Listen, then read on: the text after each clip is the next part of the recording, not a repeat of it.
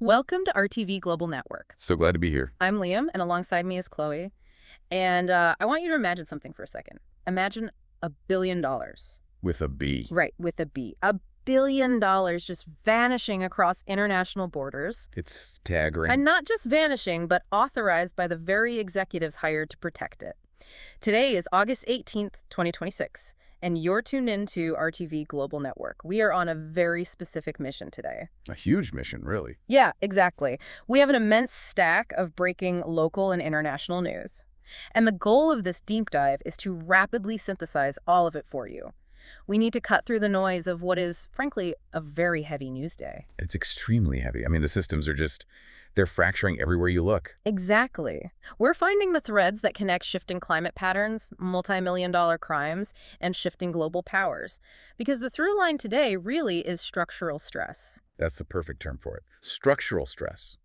We are looking at institutions, whether that's a national bank or, a global tech monopoly, or literally an entire biological ecosystem, and they're all being pushed way past their historical operating parameters. Right. The baseline is moving. The baseline is absolutely moving. And Yeah. the friction that creates, it's manifesting as unprecedented crime, volatile diplomacy, and just some truly bizarre biological and cultural adaptations. So, okay, let's unpack this. I want to start by looking at the physical ground that all this structural stress is actually resting on. Because right now, the heat is severely altering the playing field. Oh, severely. I mean, Sri Lanka is currently under extreme heat risks. Health authorities are practically begging the public to stay hydrated. Yeah, aggressive hydration protocols are out. Right. And this goes far beyond, like, an uncomfortable summer week. We're staring down a major El Niño impact predicted for the coming months. Yeah. Central temperatures are steadily climbing, and the numbers, over 70,000 people across the island are already actively affected by this dry weather.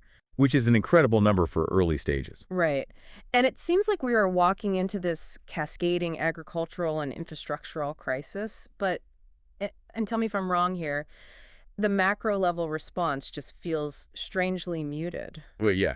The delay in acknowledging the severity, it usually stems from how we actually measure, quote unquote, affected populations. Okay, how so? So an El Niño event essentially suppresses the critical monsoon systems. It does this by altering the atmospheric pressure gradients over the Indian Ocean. So the rain just fundamentally stops. Right. So when 70,000 people are marked as affected right now, in the early stages, we aren't just talking about, a lack of drinking water. Which is bad enough. Obviously. Yeah. Economically. We're looking at the immediate paralysis of the rural microeconomy. Because they rely on the yields. Exactly. The velocity of money in these specific regions depends entirely on agricultural yields. When those primary water sources fail, the daily wage earners, they lose their income literally overnight. And when that happens, local purchasing power just collapses.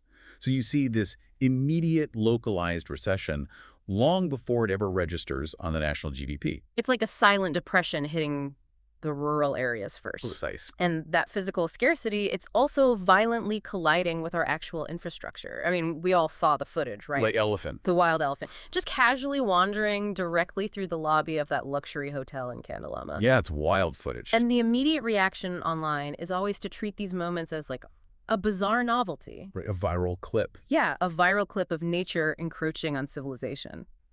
But looking at the broader dry weather data we just talked about, this looks less like a random wandering and more like a systemic failure of their habitat. Oh, it absolutely is. We placed our architecture directly on top of their survival routes. Wait, really? So it was walking through the hotel because it had to? Essentially, yes. The concept at play here is what we call an ancestral memory map. Pachyderms, they possess these highly complex spatial memories. They track subterranean water sources and ancient migratory corridors over multiple generations. Wow. Okay. So when the deep forest water reserves evaporate under these massive temperature spikes we're seeing, their foraging radius expands exponentially. They just have to cast a wider net to survive. Exactly. So that elephant in the hotel lobby, it's not lost. It is following a highly reliable generational data point for water. And the luxury hotel is just in the way. Yeah. The hotel is merely an obstacle built over that specific geographic coordinate. It perfectly illustrates a severe lack of long-term ecological modeling in our zoning strategies. That is fascinating. And honestly, that zoning tension is hitting a boiling point right now at Yala National Park. Oh, Yal is a perfect example. Right, because the authorities are actively trucking in water right now. They're artificially strengthening the supply just to prevent a mass die-off of the wildlife. Which is a desperate measure. It is. Yeah. Yet simultaneously, Yala is receiving this major physical and human resource development boost, specifically to ease tourist congestion. Yeah, the irony is thick there. It's incredible.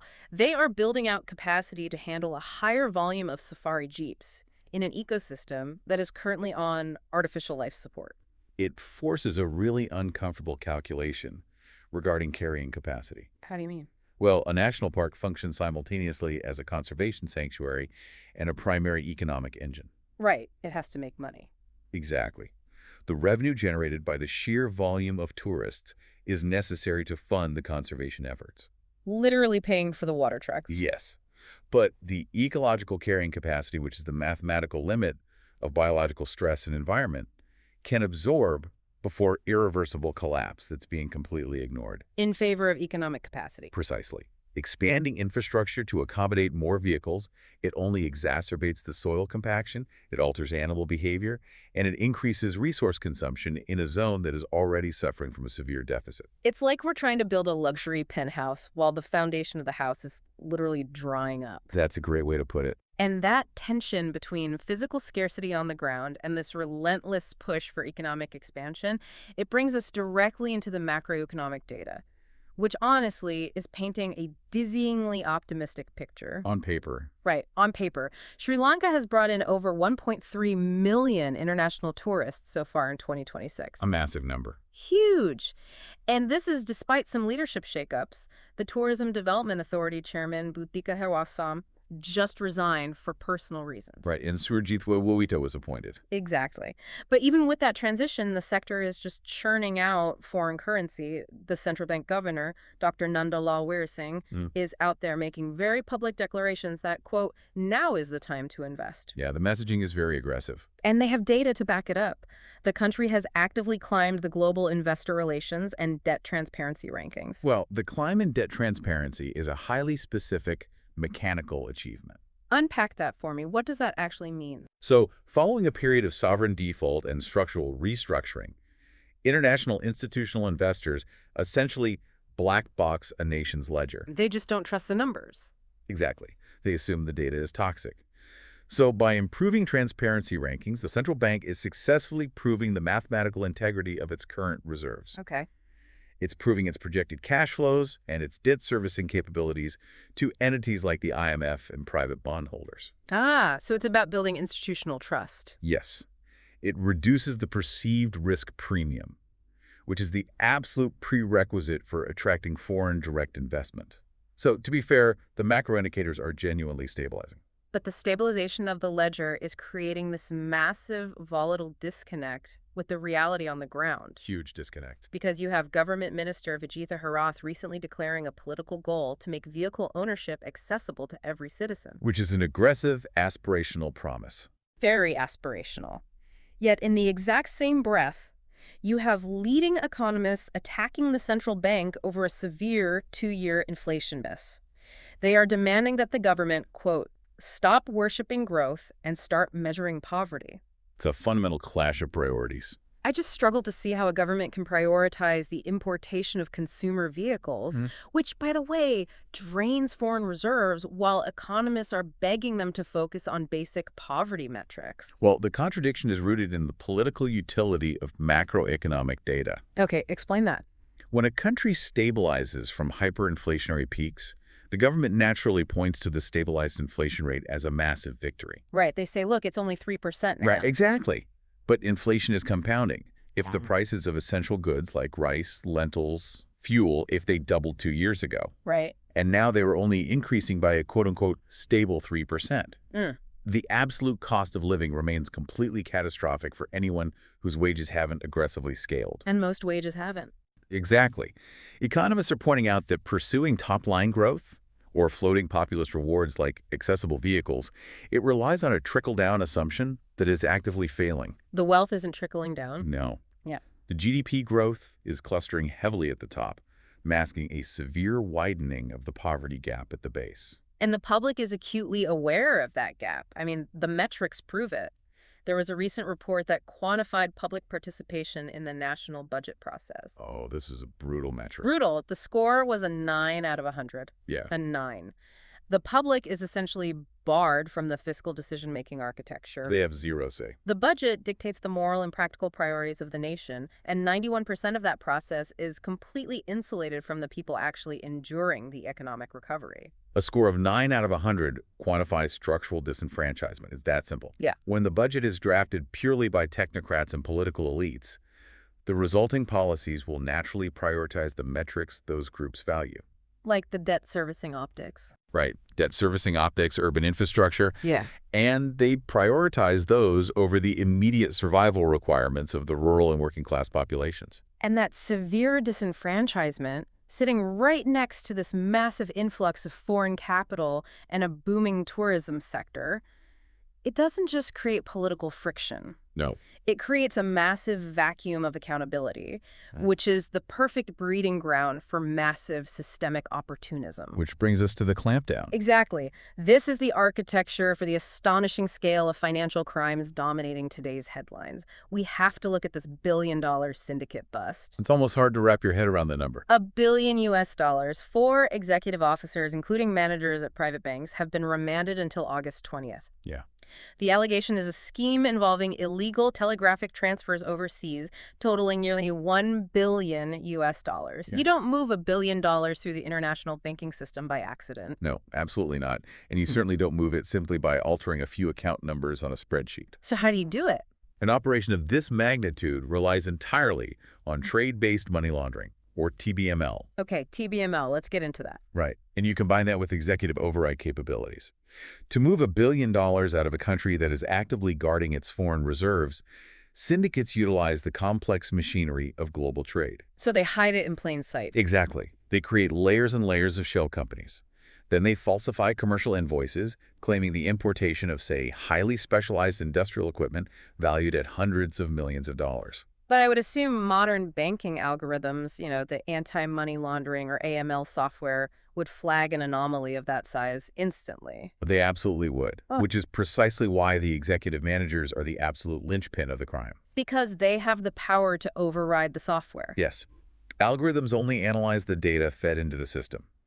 The bank managers are the human gatekeepers. They're tasked with verifying the physical legitimacy of the trade documents, the bills of lading, the customs declarations, before authorizing the release of foreign currency via a telegraphic transfer. Wow. So if the managers are in on it. If they are colluding with the syndicate, they authenticate the fraudulent paperwork. They literally tell the algorithm that the transaction is perfectly legitimate. Oh my God. And so the money flows out to an overseas account, and the shipping containers that arrive are either entirely empty or filled with cheap scrap metal. They weaponize their clearance levels to blind the security apparatus. It is institutional sabotage, pure and simple. But then you have to contrast that highly sophisticated billion-dollar digital extraction with the archaic physical theft happening at the exact same time at the local level. It's quite a spectrum. It really is. I mean, the Fort Magistrates Court just slapped a travel ban on the chief priest of the slave island Coville. Right. The allegation is the theft of temple jewelry valued at roughly 26.7 million rupees. And then dropping even further down the ladder of scale, the acting officer in charge of Santha Maruthu was just arrested by the Bribery Commission for accepting a 20,000 rupee bribe. The spectrum here perfectly illustrates the decay of institutional trust at every single tier of society. Yeah, from $1 billion to 20 grand. Exactly. The billion-dollar fraud extracts national wealth, but it is largely invisible to the average citizen. The Coville theft, however, is a profound violation of communal sanctity. Right, that's deeply personal. It is. A temple's jewelry represents generations of localized devotion and trust. And then you have the 20,000 rupee police bribe. The daily friction. Exactly. The daily friction that destroys civic functionality. A localized bribe ensures that the justice system only operates for those who can literally pay the toll. So it raises a massive question about enforcement efficacy for me. We are catching the priest. We are catching the local OIC. And we have now caught the 4 bank managers. Right. Are we just bailing water out of a sinking ship by catching these individuals, or does this billion-dollar bust signal that the actual structural loopholes in our banking system are finally being closed? I actually lean toward the modernization of the enforcement apparatus. You think it's a good sign? I do. The arrest of executive-level bank managers for a complex TBML scheme requires a level of financial forensics that simply did not exist within local law enforcement a decade ago. That's a fair point. It suggests that the financial intelligence units are finally bridging the gap between raw data analysis and actionable criminal prosecution. They aren't just catching the low-level tellers anymore. They are targeting the architects. And that modernization of enforcement is clearly being stress-tested by international actors right now. I mean, the cybercrime statistics for 2026 are staggering. They're off the charts. Authorities have nabbed over 1,000 foreign cybercrime suspects operating within the country so far this year. Over 1,000. That's a huge operational footprint. It's massive. Furthermore, the CID executed an international operation to bring back a major organized crime suspect known as Semeth Purachatu, who was operating under an Interpol red notice. Bringing him back is a major flex. Yeah. The island is clearly being viewed as a viable operating base by transnational syndicates. Well, the influx of over 1,000 foreign cyber operators indicates the systematic setup of massive digital fraud infrastructure. Like what? Likely cryptocurrency boiler rooms, ransomware deployment nodes, or advanced, pig butchering scam centers. Right. Syndicates target regions where they perceive a gap between high-quality internet infrastructure and the forensic capacity of the local police. They're looking for a blind spot. Exactly. They attempt to establish a jurisdictional safe haven. So the coordinated arrest of over 1,000 suspects is a very loud signal to global syndicates that the perceived forensic gap has been closed. And this shift from physical crime to complex digital and financial warfare, it is directly shaping national security policy. We're seeing it in real time. Absolutely. Now, on the physical terrorism front, the defense statements for the accused in the devastating Easter Sunday terror attacks have officially begun before a 3-judge high court. A vital, somber mechanism of justice. It is. But looking forward to future threats, President Kumara Dissanayake has proposed the establishment of a Unified Defense Research and Development Center. Yes, the R&D Center. He wants to integrate resources to drive innovation, tying scientific research directly to the defense apparatus. It's a long overdue acknowledgement of asymmetric threat evolution. Asymmetric threat evolution. Unpack that. Well, the traditional silos of military capability, Yeah. The Army, the Navy, the Air Force, they are highly inefficient when the incoming threats are autonomous drone swarms or state-sponsored infrastructure hacks or, like we just discussed, billion-dollar algorithmic extractions. Right, an army can't shoot an algorithm. Exactly. So Unified R&D Center forces cryptographic analysts, mechanical engineers, and intelligence operatives into a single collaborative matrix. It streamlines the procurement and development of countermeasures. Because the nature of the perimeter has completely changed. It has. And the defense architecture is finally being forced to reflect that reality. And speaking of forced redesigns of massive architectures, it's happening on a global scale as well. The tech monopolies and the geopolitical maps are undergoing severe simultaneous renovations. It's a massive realignment. Let's look at Google first. They have initiated a monumental supply chain shift. They inform suppliers that they intend to move all production of their Pixel products, so that's smartphones, watches, earbuds, completely out of China by 2027. What's fascinating here is that this is perhaps the most significant industrial decoupling of the decade. Is it really that big of a deal? Oh, absolutely. The modern smartphone requires an incredibly dense, hyper-specialized manufacturing ecosystem. Shenzhen and the surrounding regions has spent 20 years optimizing this. Right. They have it down to a science. Yes. The facility machining the microscopic chassis screws is located just miles away from the facility layering the lithium-ion batteries. Which is right next to the glass fabricators. Exactly. So moving production isn't just about, finding cheaper labor in another country. It requires physically uprooting and rebuilding that entire interconnected web of specialized tooling and logistics. So if the Chinese ecosystem is that perfectly optimized, Google moving to places like Vietnam or India, that seems like a logistical nightmare. It's a massive headache. They have to be taking a massive short-term hit on efficiency and margins to do this, so the perceived threat of staying in China must be existential. It is entirely about risk mitigation and what the industry calls the China Plus One strategy. Okay. Google, along with Apple and others, has calculated that having a single centralized point of failure for their global hardware revenue is no longer tenable. It's too risky. Way too risky. Yeah. The calculation factors in the rising baseline of Chinese labor costs? Sure. But more critically, it models the devastating impact of sudden geopolitical tariffs, or potential trade embargoes, or future pandemic-style port lockdowns. They are absorbing massive capital expenditures right now to guarantee supply chain resilience in an increasingly fractured global market. It's like the tectonic plates of the 21st century are shifting all at once. Tech giants are being forced to renovate their houses while still living in them. That's a great analogy. But the hardware supply chain is only one existential threat. The software side is facing a legal reckoning that could alter the very fabric of the internet. The Meta trial. Yes, Meta is heading to trial over massive child privacy and harm allegations. A judge has cleared the way for a trial that claims Facebook and Instagram intentionally designed their algorithms to addict and harm young users. This is huge. If Meta loses this, the platforms could be forced into a total redesign. The legal mechanism here is vital to understand. Lay it out for us. The plaintiffs are not merely arguing that social media is a quote-unquote bad influence. That's not the legal argument. They are attempting to legally classify Meta's engagement algorithms as a defective product. A defective product, like a faulty car brake. Exactly.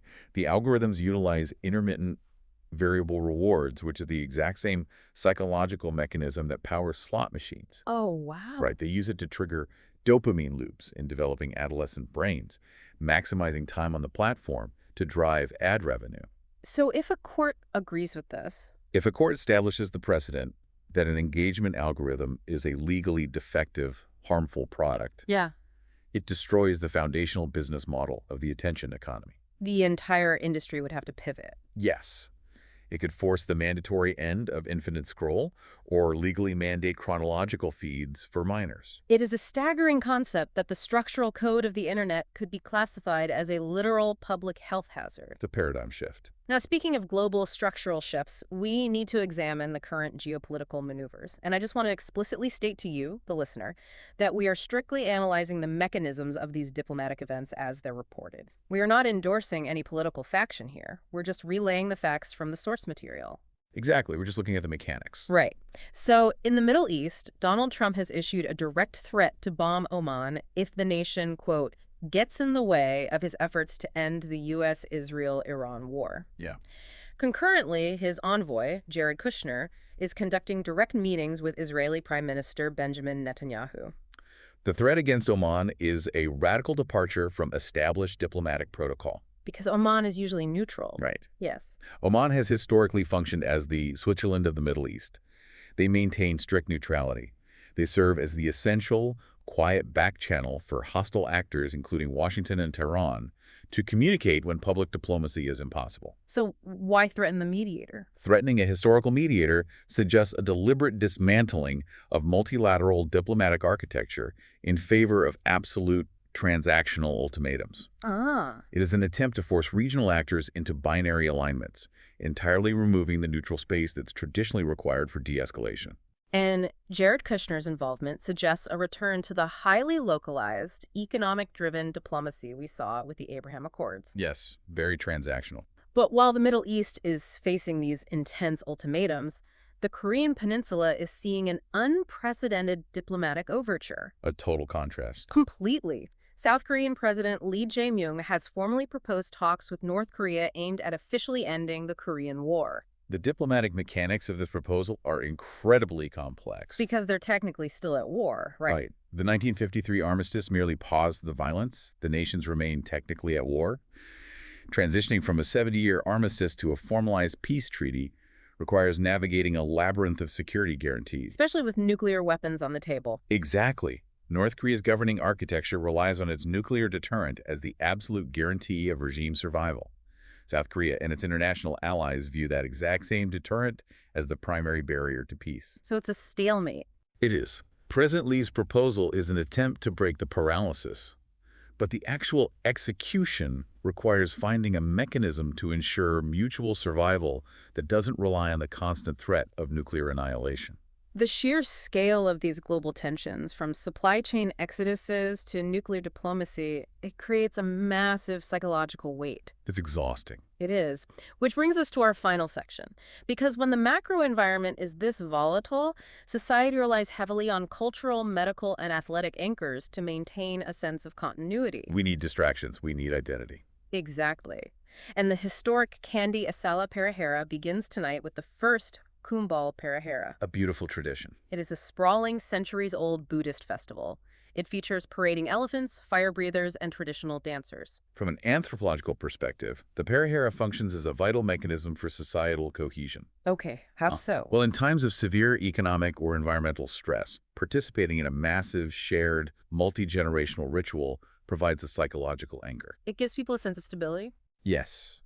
It tangibly demonstrates that the cultural identity of the community has survived previous historical crises and remains intact today. But the civic engineering required to execute it in 2026 is immense. Oh, absolutely. Security has been heavily reinforced, and the police have launched a dedicated information management system to guide the massive influx of pilgrims. It's necessary with crowds that size. And furthermore, the excise department has mandated an 11-day closure for all liquor shops in the surrounding areas of Kandy to ensure public order. Wow. It is the rapid deployment of modern crowd psychology and digital management to protect an ancient tradition. It really highlights the friction between public safety and mass gathering.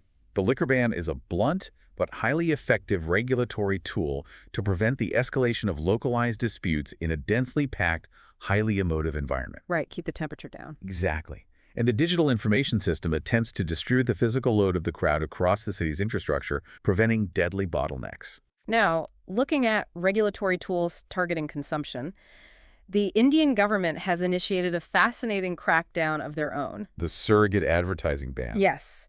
They have ordered massive Bollywood stars, specifically calling out figures like Shah Rukh Khan, to cease appearing in surrogate advertisements as part of a food safety drive. Surrogate advertising is a brilliant but entirely cynical mechanism of brand psychology. Break that down. What exactly is a surrogate ad? So when legislation bans the direct advertising of harmful products, such as tobacco or specific alcohol brands, the corporations exploit a loophole. Okay. They manufacture a completely benign surrogate product, like bottled water or club soda, or even music CDs. But they utilize the exact same brand name, typography, and color palette as the banned liquor. Oh, like Royal Stag music CDs. Exactly. They then pay massive cultural icons to endorse the water or the CDs. The consumer's brain bypasses the surrogate product entirely. They subconsciously link the glamour of the celebrity directly to the restricted alcohol. That is incredibly sneaky. So by targeting the celebrities directly, the regulators are attempting to sever that psychological association. Yes. Rather than playing an endless game of legal whack-a-mole with the shell companies producing the fake water. Precisely. Cut the head off the snake. Now let's pivot from public health regulations to an astonishing anomaly in individual health, because this next story is just wild. It's hard to believe. Surgeons at the District General Hospital in Trincomalee have successfully removed a bladder stone weighing 3.1 kilograms. The biochemistry required to produce a calculus of that magnitude is staggering. Here's where it gets really interesting. A 3.1 kilogram mass inside the bladder. That is the weight of a newborn baby. Yes, it is. The mechanics of simply existing with that internal pressure are difficult to comprehend. How does someone even walk around with that? How does the biological system fail so completely to allow that level of accumulation? Well, a bladder stone is the result of chemical precipitation. When the bladder fails to void completely, which is often due to an enlarged prostate, a urethral stricture, or a severe neurological impairment, the residual urine becomes highly concentrated. So it just sits there. Right. And the minerals within, typically uric acid or calcium oxalate, precipitate out of the solution and crystallize. Over years, these microscopic crystals aggregate, forming a hardened matrix layer by layer. For a mass to reach 3.1 kilograms, the patient had to endure chronic, excruciating inflammation, severe urinary retention, and immense localized pressure on surrounding organs for an extended period. That sounds like torture. It is. The surgical intervention is a triumph of localized medical skill. Safely extracting a massive, hardened object without causing catastrophic damage to the mucosal lining of the bladder is incredibly difficult. It is a profound testament to biological endurance and medical precision. Truly. Now, that same drive for absolute physical extremity brings us to the sports world. Ramesh Tharanga has officially claimed the world #1 ranking in men's javelin. An incredible achievement. Achieving the absolute peak in a track and field discipline requires the perfect synchronization of genetic biomechanics, kinetic chain energy transfer, and relentless neurological conditioning. But what fascinates me is his immediate psychological posture. He didn't just accept the ranking and celebrate. Or how he did it. He utilized the platform to explicitly guarantee an Olympic gold medal for Sri Lanka. I mean, stepping onto the global stage and publicly demanding that level of historic expectation of yourself, that seems like an incredible risk. In elite sports psychology, it is known as externalized pressure mapping. Externalized pressure mapping, what does that mean? At the absolute highest tier of competition, the physical parity between the top 5 athletes is immense. They are all physically capable of throwing the javelin the same distance. Right, they're all superhumans. Exactly. The difference between gold and 4th place is entirely dictated by the central nervous system's ability to process adrenaline and maintain biomechanical form under extreme stress. So it's all in the head. Yes. By publicly guaranteeing the gold, Tharanga is intentionally manufacturing an extreme psychological crucible for himself. It's putting his back against the wall. He is eliminating the safety net of lowered expectations. He's forcing his neurological system to adapt to the absolute maximum threshold of pressure before he even steps onto the runway. That is a calculated, aggressive mental framework. And we see similar strategic depth in cricket right now. Oh, definitely. The Sri Lanka women's team secured a commanding 6-wicket victory over Pakistan. They are continuing their aggressive upward trajectory. They're playing brilliantly. Meanwhile, the men's test match against India is a highly volatile tactical battle. India secured a 178-run first innings lead, driven by a century from Danusha and solid positioning from Suthar and Jadeja. A strong start for India. Very strong. However, the Sri Lankan spin attack has managed to claw back control, leaving India at 460 for 9. And in the franchise space, the Galley Gallants have claimed the LPL 2026 championship. Franchise tournaments like the LPL function as essential pressure testing facilities for domestic talent. Because of the broadcast scrutiny? Yes, they simulate the intensity and the broadcast scrutiny of international play, allowing developmental players to face elite international bowlers in high-stakes scenarios. It bridges the critical gap between raw domestic talent and the refined tactical execution required at the global level. But the true tactical warfare in sports right now is happening entirely off the pitch. The boardroom battles. Exactly. In the boardrooms of global football. The FIFA chief operating officer has been abruptly sacked. A major shakeup. The catalyst was their open criticism of FIFA president Gianni Infantino's aggressive plan to sell off World Cup commercial rights. The backlash has escalated immediately to the nuclear option. The UEFA threat. Yes, UEFA, the governing body of European football, is threatening a total boycott of the World Cup if the commercialization plans proceed. This is a fundamental clash over the corporate governance of the world's most valuable cultural property. Because FIFA controls the tournament, but UEFA controls the stars. Exactly. FIFA essentially operates as a massive, unregulated multinational monopoly. The quote-unquote sell-off plan likely involves expanding tournament structures or licensing core intellectual property to private equity consortiums to maximize short-term revenue. Right. However, UEFA controls the most lucrative assets within that ecosystem. They have the elite European clubs and the marquee players. So UEFA is asserting that FIFA is diluting the product to enrich the executive tier while placing the entire physical burden of an expanded schedule on UEFA's players. Precisely. A World Cup without the European nations loses the vast majority of its global broadcast valuation. It would be a disaster. It would. UEFA is leveraging its monopoly on elite talent to counter FIFA's monopoly on the tournament structure. The sacking of the chief operating officers is a clear signal from Infantino that internal dissent regarding the financial restructuring will absolutely not be tolerated.